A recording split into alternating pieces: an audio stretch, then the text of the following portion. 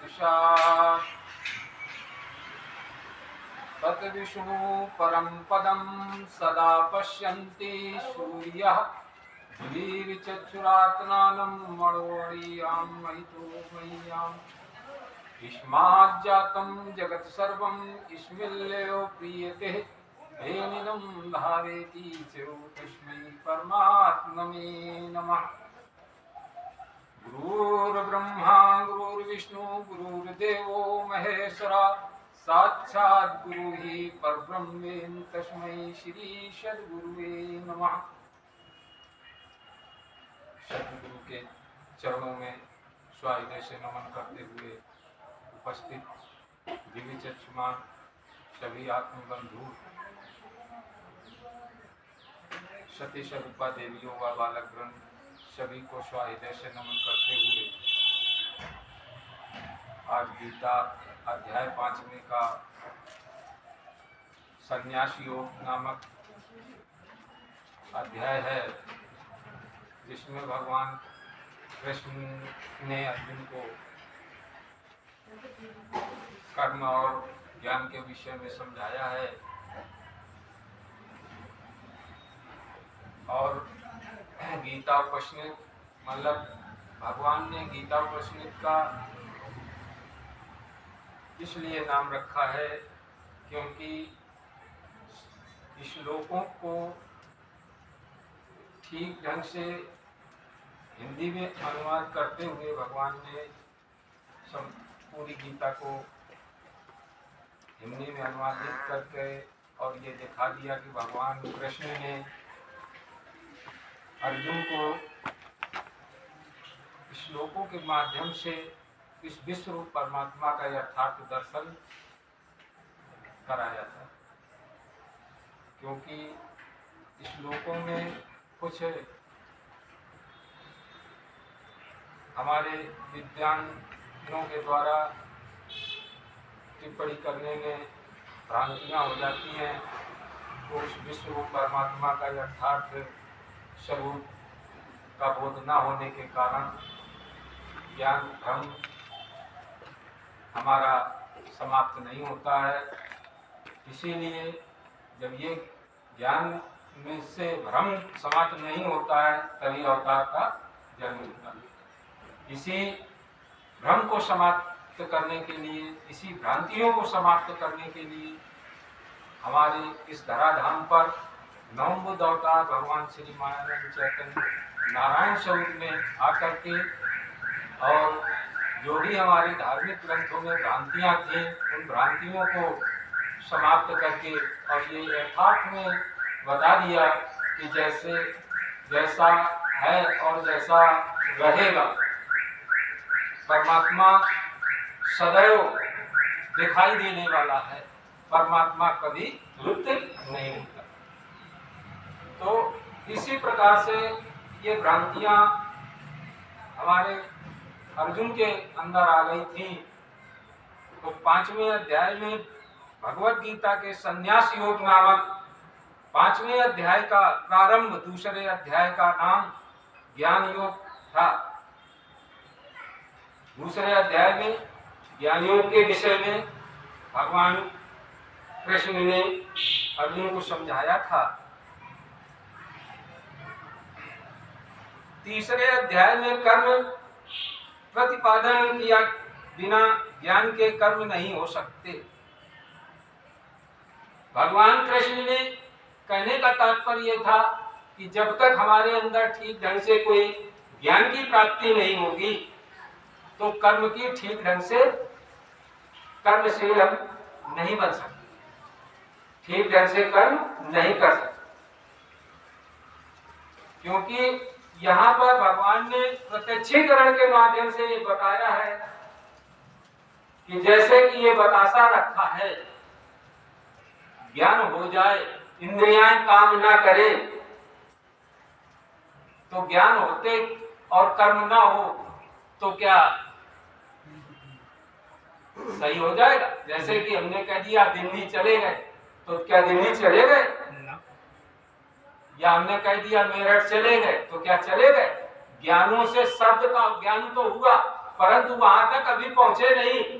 वहां तक पहुंचने के लिए कर्म करना पड़ेगा। तो ज्ञान कर्म पृथक माने सो अज्ञानी पंडित नहीं। यहाँ भगवान कृष्ण का कहने का तात्पर्य है, जो ज्ञान और कर्म को अलग अलग मानता है वो कभी विद्वान नहीं हो सकता। और क्या ज्ञान और कर्म को एक कर दे वही विद्वान है और वही ब्राह्मण। ये दोनों को अलग नहीं मानते। बगैर कर्म के ज्ञान अधूरा और बगैर कर्म के ज्ञान अधूरा और बगैर ज्ञान के कर्म अधूरा, ये दोनों अधबिगड़े हो जाएंगे, अधकुचले हो जाएंगे। इसलिए ज्ञान और कर्म, जैसा हमारे पास ज्ञान हो वैसे कर्म भी हो, तभी तो हम ठीक रहेंगे। ज्ञान अच्छा हो कर्म हमारे खराब हो और कहीं तो हमारे पास ज्ञान तो बढ़िया, हमारी कोई इज्जत नहीं। अरे इज्जत तो तब करेगा जब दोनों एक सही होंगे। ज्ञान और से आपने लिटरेचर पढ़ लिए,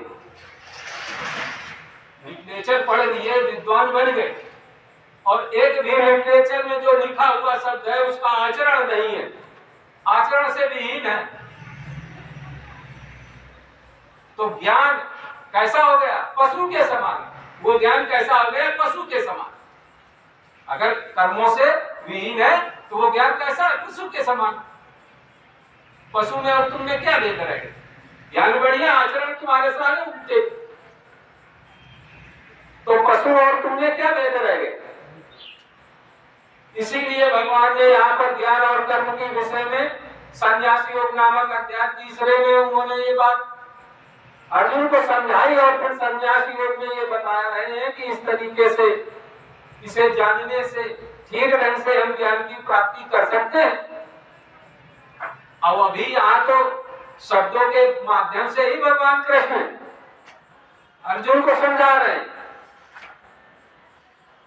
यहाँ पर अभी अधिष्ठान नहीं लिया, शब्दों के माध्यम से समझा रहे हैं। अगर शब्दों के माध्यम से उसे जानना आ जाएगा तो उसके प्रश्न समाप्त हो जाएंगे आगे, परंतु शब्दों के माध्यम से न समझ में आने के कारण उसके प्रश्न उधर होते रहते हैं।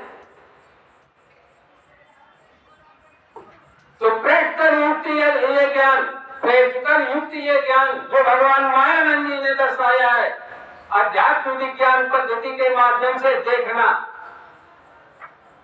तो जैसा है वैसा ही दिखेगा, ये अलग अलग दिखेगा कि हमें अलग दिख रहा है, आपको अलग दिख रहा है। पंच महाभूत सबको दिख रहे हैं, पंच महाभूत सबको दिख रहे हैं कि एक को दिख रहा है? सबको। 3 गुण आपको दिख रहे हैं स्थूल दृष्टि में? नहीं दिख रहे हैं, केवल शब्दों के द्वारा मान रहे हैं। और जब दृष्टा दिखाने वाला जब आता है तो वो प्रत्यक्ष में प्रमाणित होकर के दिखाई देने लगते हैं।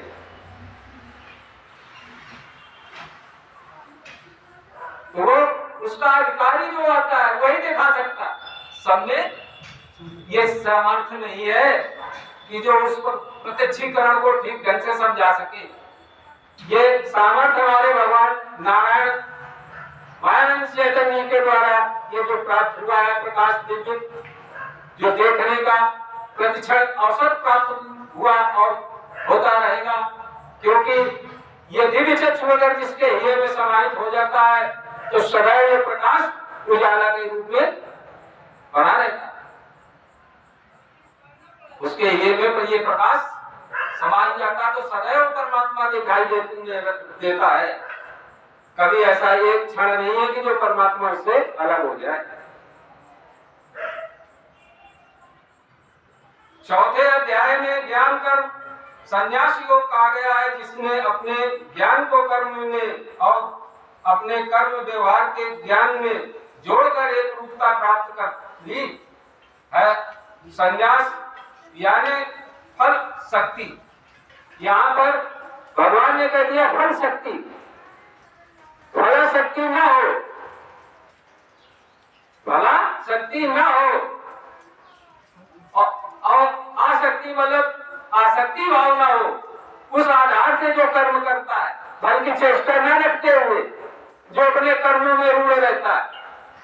और यहाँ तो सब ज्ञान भी जानते और आसक्ति भाव उनके साथ जुड़ा रहता है कि ये भी आ जाए, ये भी आ जाए, ये भी ले आओ, ये भी ले आओ, सब इस तरीके से वो लगे रहते हैं। ये आसक्ति भाव ना रहे। भगवान कृष्ण अर्जुन को ये बात कह रहे हैं, ये आसक्ति भाव तेरे अंदर आ गया है, ये आसक्ति भाव समाप्त हो जाए, तब मैं जान लूंगा कि तेरे अंदर विश्व परमात्मा का यथार्थ स्वरूप का दर्शन प्राप्त हो गया। अभी तो यही नहीं आया है, अभी तो यही पक्का नहीं हो रहा, अभी तो एक प्रश्न कर रहा है। तो आगे उन्होंने कहा है, अर्जुन ने ये बात कही है, भगवान मायानंद जी से जो है पूछ रहे हैं, हे कृष्ण त्याग कर्मों का कहते फिर योग भी, कि आप कर्मों का भी त्याग करते हो और फिर योग भी, दोनों में लाभदायी हो जो एक मुझसे कहो, दोनों में लाभदायी हो, मतलब कर्म में और ज्ञान में दोनों में जो ज्यादा श्रेष्ठ ज्यादा लाभदायी हो वो बात मुझसे कहो। कौन कह रहा है? अर्जुन कह रहा है कृष्ण से। तो भगवान आगे भगवान कह रहे हैं कृष्ण से, कर्म योग कर्म त्याग दोनों में हित है भरा, कर्म योग और कर्म त्याग दोनों में है हित भरा। कल इनको त्यागना नहीं है, इनको ठीक ढंग से जानना है और दोनों में हित है भरा। इनके त्याग देने से कुछ नहीं बनना, इनको जान लेने से सब कुछ बन जाना है। तो इस दोनों का योग होगा तभी सब कुछ बनेगा। ये दोनों को हटा दोगे तब बन जाएगा, तब कुछ नहीं बन सकता। दोनों को जानने से सब कुछ बन जाएगा। इनमें कर्म का योग श्रेष्ठ है, इनमें कर्म का योग श्रेष्ठ है कर्म त्याग से। त्यागना नहीं, श्रेष्ठता दोनों को लेकर के है, तभी ये कर्म श्रेष्ठ है। अब अगर ध्यान ना हो तो कर्म भी नहीं हो सकता, तो श्रेष्ठता नहीं पा सकता। तो श्रेष्ठता कहते हैं कि जब हमारा ठीक ढंग से ज्ञान प्रकृतिदत्त होगा, प्रकृतिदत्त जो कार्य है उनके द्वारा वैसा ही हमारे पास ज्ञान होगा और जब वैसे ही हमारे कर्म होंगे, तो त्याग किसी का नहीं करना, करना है किसी का नहीं। जैसे कि अब उदाहरण के तौर पे आप देख लीजिए, प्रकाश ने कहीं त्याग किया है? इसमें प्रकाश है, इसमें प्रकाश है, ये अग्नि इसमें है कि नहीं? यहाँ भी है, किसी को त्याग किया है? सुचारू रूप से संपूर्ण विश्व को कर्म में बांधित किए हुए। वायु क्या इससे अलग है? वायु से क्या ये कर्म वायु से भी नहीं हो रहा है? किसी पंच तत्वों में से भी एक तत्व का ये बता दो कि ये अपने कर्म से वंचित है कोई वंचित नहीं है, क्योंकि अग्नि पंच महाभूतों में, पंच महा जो भूत हैं उनमें पहला अंग अग्नि का है, दूसरा अंग आकाश शब्द है जो व्यापक सत्ता से भरा हुआ है। संपूर्ण विश्व में ऐसी कोई जगह है जहां पर ना हो। तीसरा अंग वायु, वायु से क्या आप वंचित हैं कि वायु चल रही है विश्व में तो कहीं लगती नहीं, हमारे लगती आपको न लगती हो, कोई बुरा भाव है नहीं है, परंतु मानव के अंदर ये बुरा भाव उत्पन्न हो गया। यही बुरा भाव होने के कारण मनुष्य अज्ञानता में चला गया, इसी का नाम अज्ञान है। प्रकृति ने अपने सारे नियमों को अपने प्रकृतिदत्त बांध करके और प्रकृतिदत्त आज भी कर रही है। बदला तो क्या बदला? मानव बदला, मानव के अंदर चेंजिंग आ गई है, मानव परमात्मा को भूल गया, मानव ही एकादशी भूल जाने के कारण नाना प्रकार के दुखों का भोग रहा है।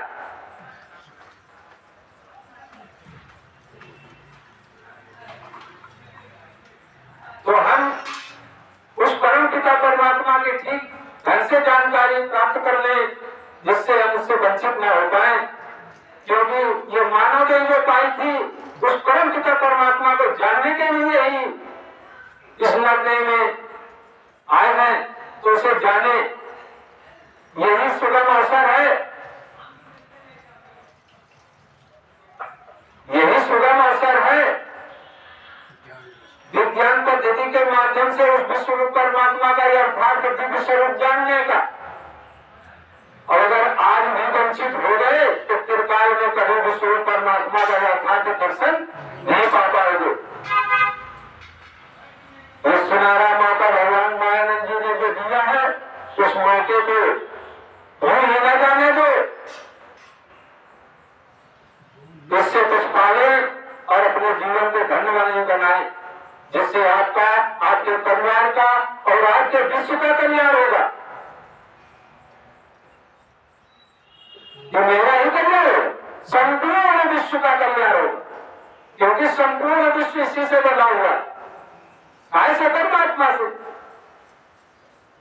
और उसी परमात्मा के ही संचारित से सब संचारित है।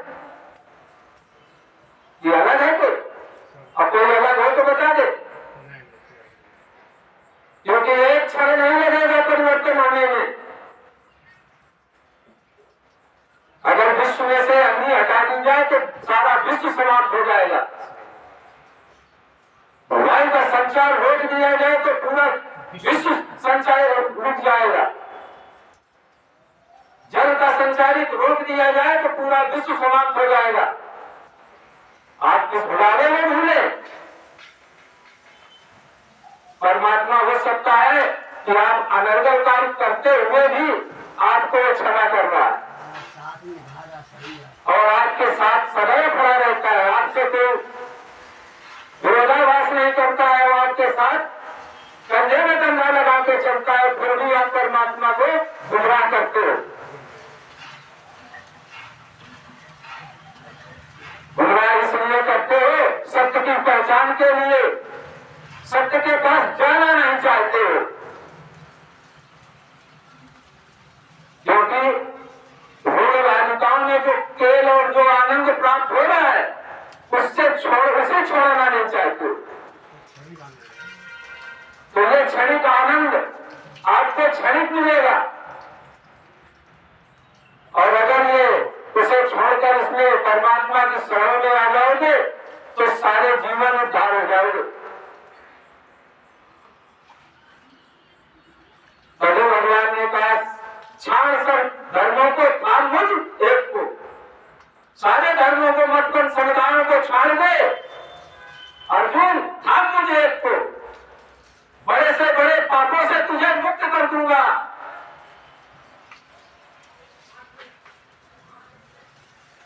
बड़े से बड़े पापों से तुझे मुक्त कर दूंगा, और अगर तू छाड़ने नहीं चाहता तो कैसे मुक्त होगा। तो इसीलिए हम ये कहते हैं कि नित्य प्रति आते रहो, और भगवान का जो साहित्य है कि उस साहित्य के आधार से जो भगवान ने प्रेरणा उस विश्व रूप परमात्मा को जनाने की जो दी है उसे ठीक ढंग से जानकर समझकर अपने आचरणों में उतारे। ऐसा नहीं है, आचरण में भी लेना जरूरी है, तभी मूल्य जो अमृत है प्राप्त हो सकता है, नहीं तो त्रिकाल में वो अमृत प्राप्त नहीं हो सकता। समय का अभाव देखते हुए आज अपनी वाणी को विश्राम देते हैं। बोलो सद्गुरु भगवान की जय, विश्व रूप परमात्मा की जय, सनातन धर्म की जय, सब संतों की जय, नारायण भगवान श्री माया